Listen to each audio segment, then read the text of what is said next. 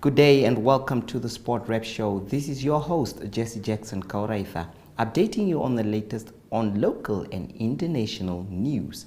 And now for your latest on the hit list.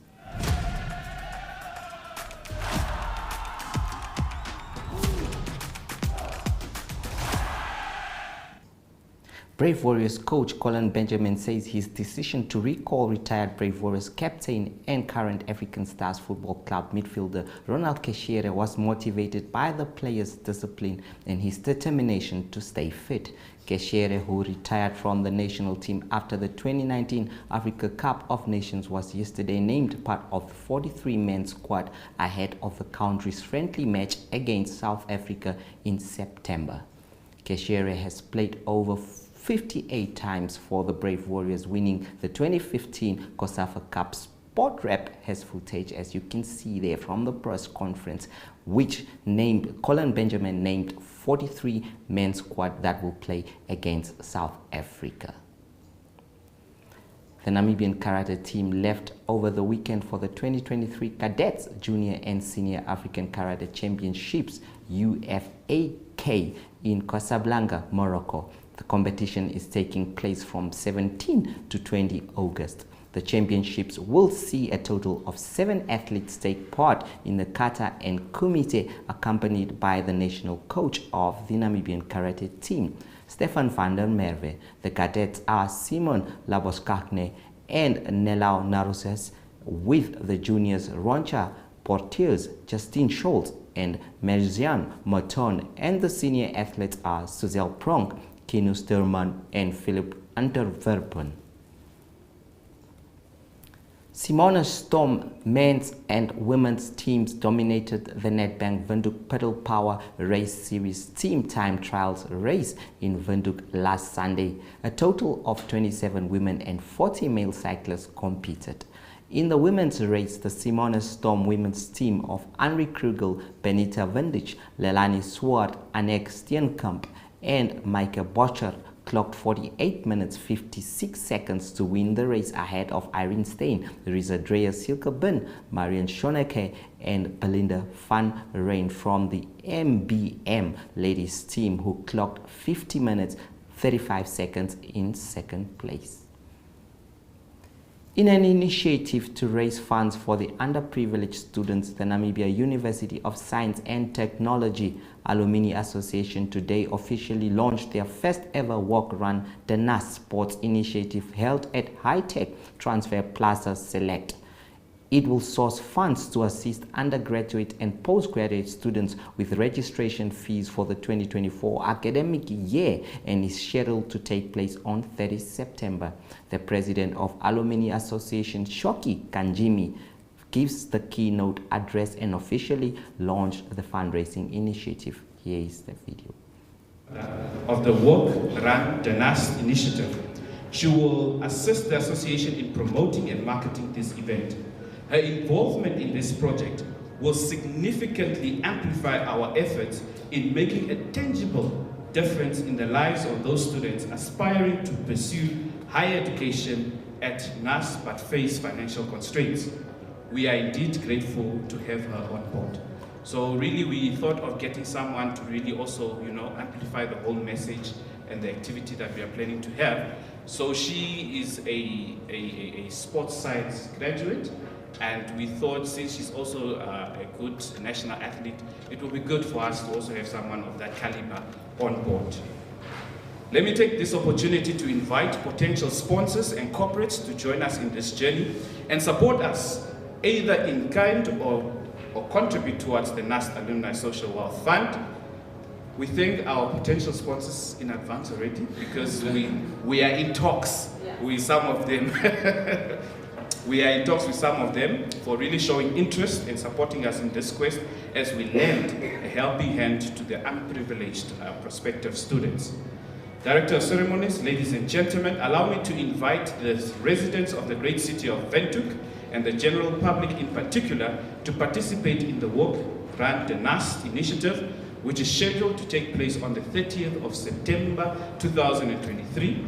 To participate in this initiative, NAS alumni members are required to pay 100 Namibian dollars. That's very low, yeah? very low. While non-members are expected to pay 120 Namibian dollars just to participate. We have also made provision for children to participate in this activity by only paying 50 Namibian dollars. Now, all proceeds to these registration fees will go to the NAST Alumni Social Welfare Fund, which will of course fund our unprivileged students. Registrations can be done through the link that will be provided on our official artwork and on the NAST website. I think this morning many of you received some SMSs. Yeah? So if you are part of the alumni database, please don't disappoint us. You know, register now while it's early. Yeah? We want to see even 5,000 people. Yeah? Are we ready, Exco, to end? 5,000 people. So really, please do register and take part in this initiative. Now, the 10-kilometer walk run is scheduled to start at 5 o'clock in the morning, while the 5 kilometers will be starting at around 5:30 in the morning. So we don't want you to burn from the sun. So we want to start as early as possible. Now, the starting lane for both routes will be, of course, the NAST main gate at Jackson Kawewa Street. Yeah, we all know where NAST main gate is, if you went through the NAST gate. So that's where everything will begin. And also, I think, I must also inform you that we are looking at, you know, there's a place there where you walk towards when you go down to Venue Park, that area. We want to make use of that area to have some fun activities after the run. So please do come through and participate.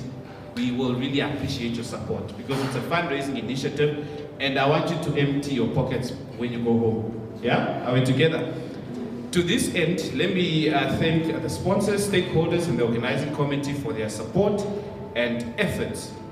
Let us run in colors for something great. It is now my honor to declare the Walk, Run, the NAST initiative officially launched. I thank you.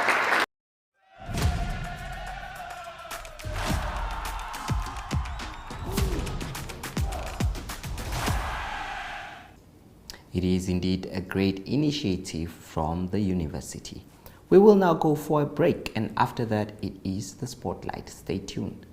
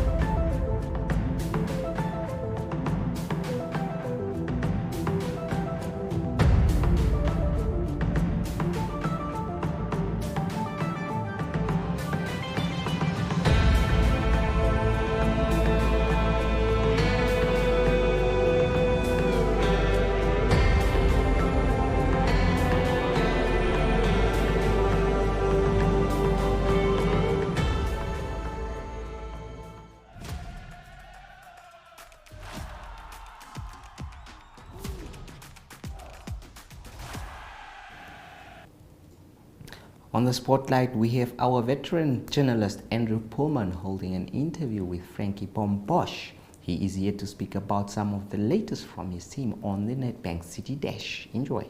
Here with Frank Bombosh, whose brainchild is the Nedbank City Dash. So Frank, you guys have got lots of ambition to get a lot of people involved this year.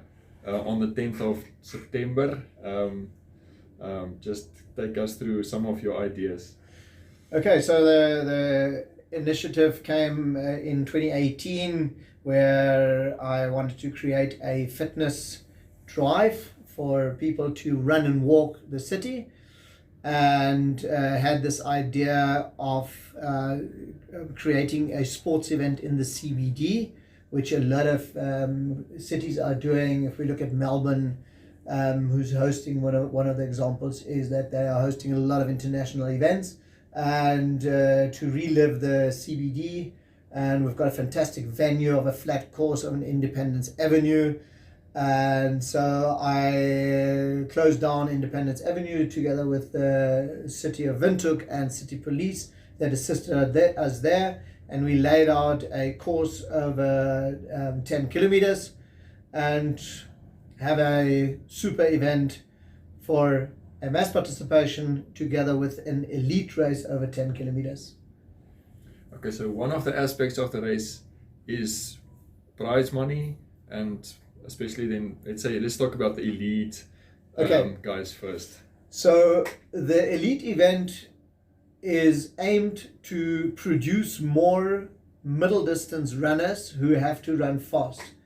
Namibia is very well known for their marathon runners, and they do exceptionally well on international levels. However, we are not having enough feeder runners that can run the pace required to be international competitive. Just to give you an example, to be anywhere close to competitiveness, runners on the elite field have to run close to 3 minutes or faster per kilometer for 42 kilometers. So can we run 10 kilometers in 30 minutes?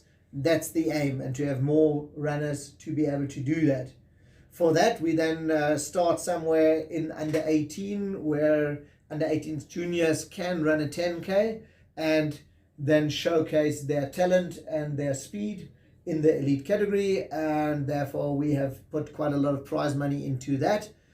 We are in total sharing out 101 Namibian dollars in prize money in cash, together with some lucky draw prizes for the fun event. 101,000. 101,000 Namibian dollars, yes. Yeah. Cool. So you guys also have some ideas attracting schools and getting the mass participation aspect of this event. Yes, so in 2019 I went to a lot of the schools, and I motivated the class teachers to enter the event, and with that asked their kids to run with them or to walk with them, and that resulted into a huge fun walk, run, drive, where just alone from St. Paul's we had over 200 entries. St. George's entered with over 400 people. DHPS brought 200 people. That then spurred on a lot of companies who entered their employees as a team, and we just gathered the numbers together, and it was a nice get together on the day and enjoy a bit of fresh air and run and walk the CBD. So you also mentioned the fitness test that people are using this event for, sports teams. Yes, so the call to federations and to other sports bodies. If I just look at soccer, a soccer player in a game runs anywhere between 8 and 12 kilometers on average. A hockey player probably between 6 and 10 kilometers on per game. So what is the test? The test is how fast and how fast are you over 10K. So VAS hockey first team has entered their whole team into the 10K run as a fitness test, and then with our timing, because we're giving every athlete their finisher's time, and we filter it by groups, so the sports code and group that has entered will get their individual results grouped together, and then they can make comparison, and then they can use that annually for their fitness test and make comparison and monitor progress. It's also important for us then to run the same route and to fine-tune the route, and that's quite a great route that we have chosen, but that we can talk about just now. Okay, so you also have done coaching in triathlon and various endurance sports. So do you see this fit in with a program, like you said, to develop that next generation of long distance runners for Norway? Yes, I think we have got enough coaches and coaching programs from development categories. In the athletics, we've got the Quentin Steele Boertes Athletic Camp that is hosted every year in January, and from there we go into the athletic season. That is on a higher level for junior competitiveness. To start running and walking and to then start building up your time, there's a lot of info. We are there to assist. We're going to host a running coaching seminar at the end of August, in last preparations of this, just to showcase of how to run correctly. But in general, why we choose the sport of running in this particular instance is everybody can run, and that is proven. We just must do it. And walking is just a little pre-step to running.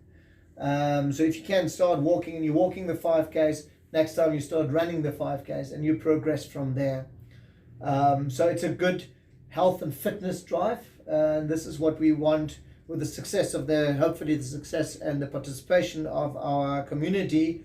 We have a big event, and after that we can do a 2024 health drive for run a mile a day, and other programs that we have ideas and conceptualized. So talking about the Nedbank City Dash on the 10th of September, is there any other thoughts that you would like the public to know? Any final thoughts that you would like to share? Okay, we're starting at 7:30 with the elite run. They have got, the male runners have got 55 minutes to complete the 10K, and the female, we have given another 5 minutes extra, so they need to complete in 1 hour. At 8:30 sharp, we will start the mass participation event at Zoo Park, and they have got 2 hours to complete the event. It is up and down the Independence Avenue, so we go south to Ausbahnplatz, Snowman Circle, turn around, come back past Zoo Park, and then for the 5K runners, we've got the turnaround at around Tre, and the 10K runners go all the way up Simonevit Bridge, which is the fierce mountain, and the race might be determined there. Turn around at the fire brigade and coming back down Independence Avenue all the way back to Zoo Park. After that, we've got a fantastic prize giving, and the venue is excellent with some vendors and food and checkers, championships, Boerewors rolls will up for grabs, Roberto's Pizza and many other stalls. The Kapana guys will be there from Nedbank. We've got a kiosk run by the VAS hockey group. So lots of things to look out for. So from your previous experiences of the Nedbank City Dash, can you describe basically the vibe of what this day is, what it's like? The vibe is excellent. We're starting with a huge rollout. I'm at the moment, I've got some surprises installed, but it's an event not to be missed. The vibe is hyper. We've got cars, motorbikes patrolling the street and opening the street for us. And yeah, the crowds are just fantastic, and we will create the hype, but you need to be there to see it and to experience it. I'm not going to give away too much. That's going to be some surprises there. Jose, cool. Thanks a lot for your time, okay. And all the best with the entries and the organizing of the event.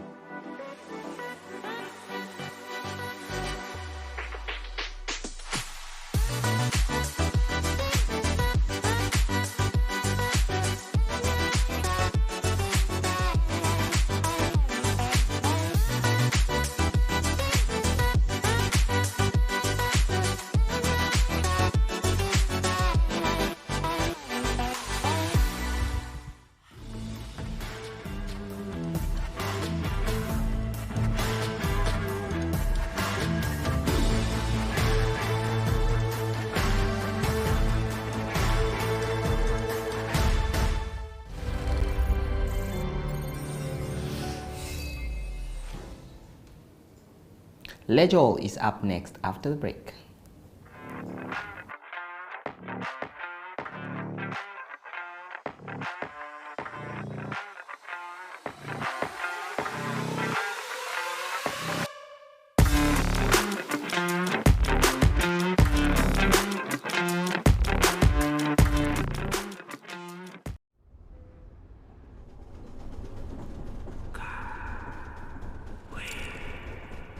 How do you find the perfect time?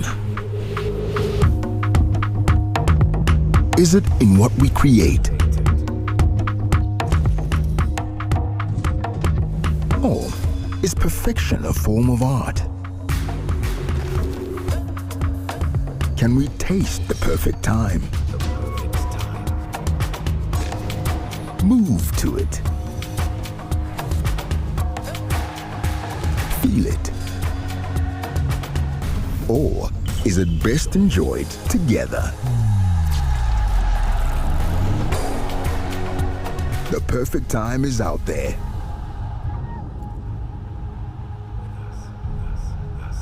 Come with us to find it.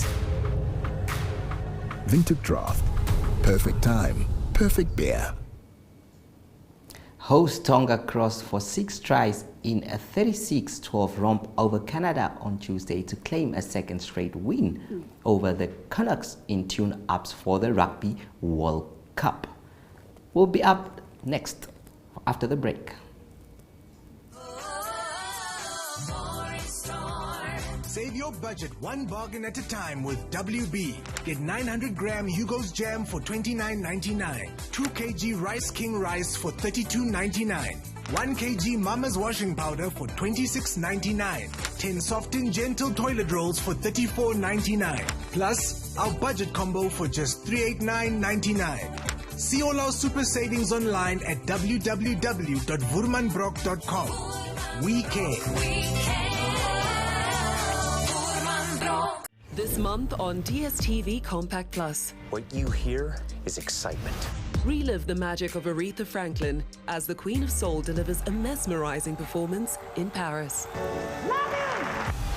Join ex-military Major Jack Reacher as he is drawn into investigating various murderous plots in this blockbuster movie franchise. Remember, you wanted this. One magnificent prophecy, Mr. Reacher. Tag along as couples across Nigeria enjoy a roller coaster of emotions in the build-up to their big day. Where you get it from, you made your dress.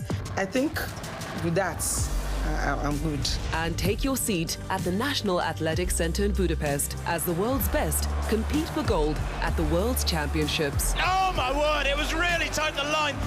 The Americans take it from Jamaica. It's your moment to be entertained by staying connected to DSTV Compact Plus.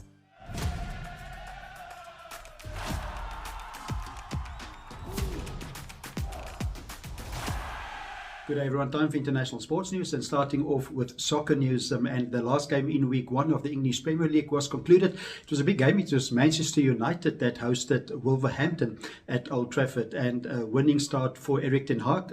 It's Manchester United that win the game by 1-0. So Erik ten Hag getting his season off to a winning start.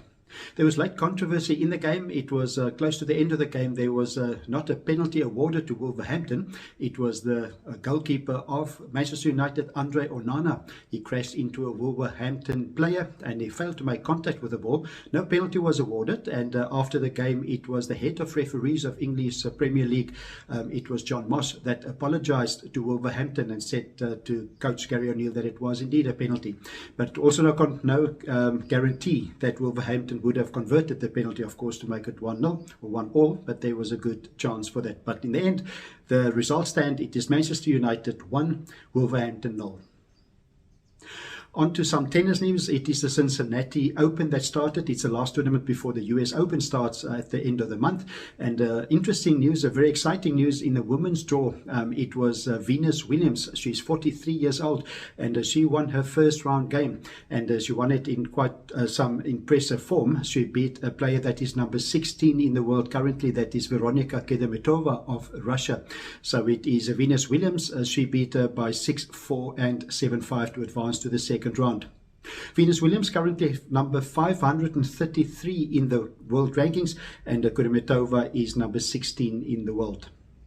All the best players play in the Cincinnati Open leading up to the US Open. Number 1 seed is Iga Swiatek, and number 2 seed Aryna Sabalenka. And the 3rd seed in this tournament is Jessica Pegula, that just won the Canadian Open the past weekend. In the men's side of the draw, number 1 seed is Carlos Alcaraz, and it will be interesting to see the battle with Novak Djokovic. It's Novak Djokovic that will be number 2 seed after missing the Canadian Open. One result I can mention from the first round is Francis Tiafoe of the USA is number 10 seed. Good win for him. He played against Stalin Griekspoor that played in the semi-final of the Canadian Open. He's in good form, and it's Francis Tiafoe that is number 10 seed. They win by 6-4, 6-7 and 6-4. Tough 3-setter, but it is Francis Tiafoe through to the second round. And closing off today's international sports news, it is golf news, and the uncertainty of the merger between 3 big entities still continue in world of men's golf. It is the possible merger of the US PGA and the DP World Tour, that is the European Tour, and the Saudi Arabian Investment Fund, that is still not confirmed. And so the merger intention was announced a month ago, but it's still lots of detail to be worked through. Even the United States Senate got into it and investigating the merger if it's all above board. But as it stands now, it is the DP World Tour, the European Tour, that announced a big increase in prize money for the 2024 season, and they also added 3 more events. The 3 more events will be in Dubai, also in Bahrain, and also the China Open will return to the European Tour.